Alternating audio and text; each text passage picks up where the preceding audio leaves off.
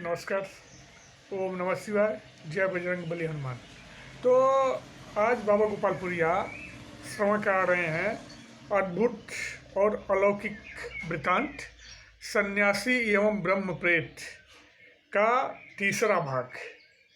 इस कड़ी की पिछली दो कहानियों में आपने देखा कि रमेशर जी कैसे हिमालय में जाते हैं, क्यों जाते हैं, और वहाँ हिमालय में उनकी मुलाकात, उनकी भेंट उनसे लगभग 100-125 साल अधिक उम्र के उनके फुफुआउट बाबा, उनके फुफुआउट मैंने फूफा के, उनके बाबा के फूफा के सुपुत्र से होती है।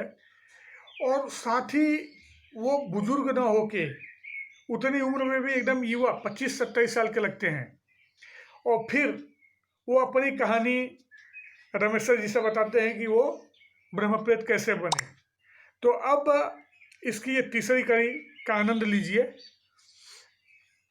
इसके बाद उस युवक ने अपने गांव जवार की बहुत सारी बातें बताई। कौन से युवक ने? यानी रमेशर जी के,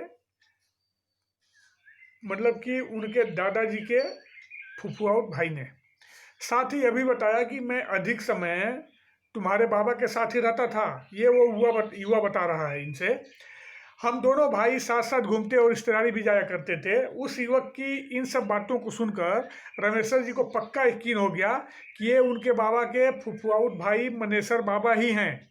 फिर रमेशर जी ने उस युवक से अपने मन की बात बताई और साथ में यह भी कि उन्हें कुष्ठ रोग और दमा की बीमारी है। रमेशर जी ने बोली कि बाबा, मैं भी कुष्ठ रोग से और दमा से परेशान हूँ। रमेशर जी की बात सुनकर उस युवक ने कहा कि शाम होने को आ गई है, तुम मेरे पीछे पीछे आओ, बाकी बातें कल करेंगे। इसके बाद वह युवा रमेशर जी को लेकर पास के एक कंदरा में चला गया। कंदरा में पहुंचते ही उस युवक ने ताली बजाई, 3 बार ताली बजाई। ताली बजते ही उस अंधेरे कंदरा थी, अंधेरी गुफा थी, उसमें ना पूरा प्रकाश फैल गया। फिर उस युवक ने रमेशर जी को कुछ कंदमूल भी खाने को दिए। इसके बाद वह युवक कंदरा से बाहर चला गया और थोड़ी देर के बाद वापस आया। तो जब वो वापस आया तो उसके हाथ में कई सारी जड़ी बूटियाँ थीं। उसने उस जड़ी बूटी को में से कुछ निकाल के रमेशर जी को खाने को दी। उस जड़ी बूटी के खाते ही रमेशर जी पे काफ़ी बढ़िया प्रभाव पड़ा और वो ना अब स्वस्थ महसूस करने लगे। और ऐसा लग रहा था कि उनका जो कुष्ठ रोग है वो भी चला गया और दमा से भी उनको निजात मिल गई है। फिर वो वहीं उसी कंदरा में सो गए। अब सुनिए अगली सुबह की बात। सुबह जगने के बाद रमेशर जी को उसी कंदरा में अंदर ही पानी का एक सोता दिखाई दिया। वे वहीं नहा धोकर पूजा पाठ किए और अपने फुफुआउट बाबा यानी मनेसर जी से बोले कि वे अब यहीं रहकर समाधि लगाएंगे, पूजा पाठ करेंगे। रमेशर जी की बात सुनकर उस युवा यानी मनेसर जी ने कहा कि कुछ दिनों से मैं देख रहा हूँ, ऐसे अपने तपोबल से, कि कुछ दिनों से तुम्हारी पत्नी और तुम्हारा पूरा परिवार तुम्हें बहुत याद कर रहा है। तुम्हारा बड़ा बेटा तो तुम्हें खोजने के लिए इधर उधर साइकिल भी दौड़ा रहा है।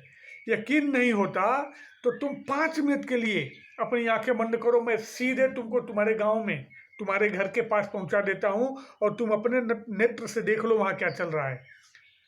तो उसके बाद क्या हुआ कि रमेशर जी ने आंखें बंद कर ली।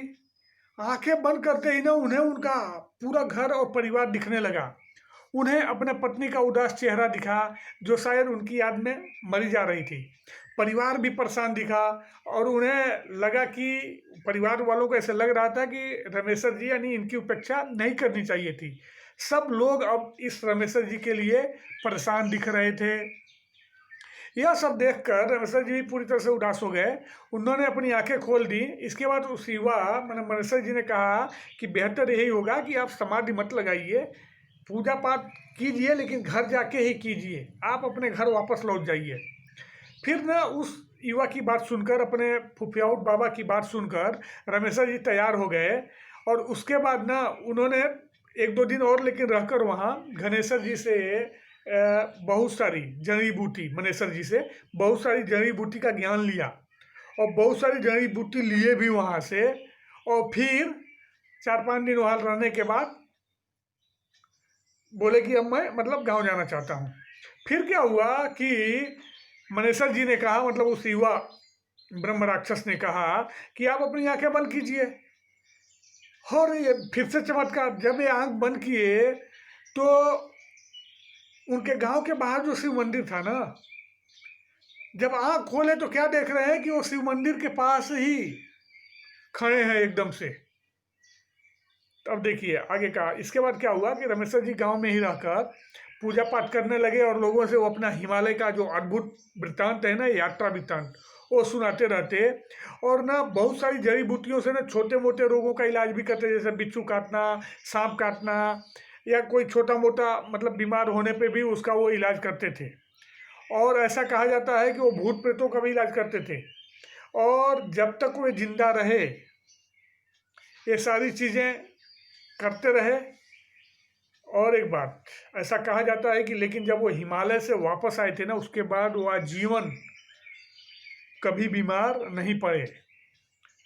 तो आज रमेश्वर जी जो हैं वो जिंदा नहीं हैं, पर उनके किस्से ना गांव ज्वार में लोग सुनते हुए अघाते नहीं हैं।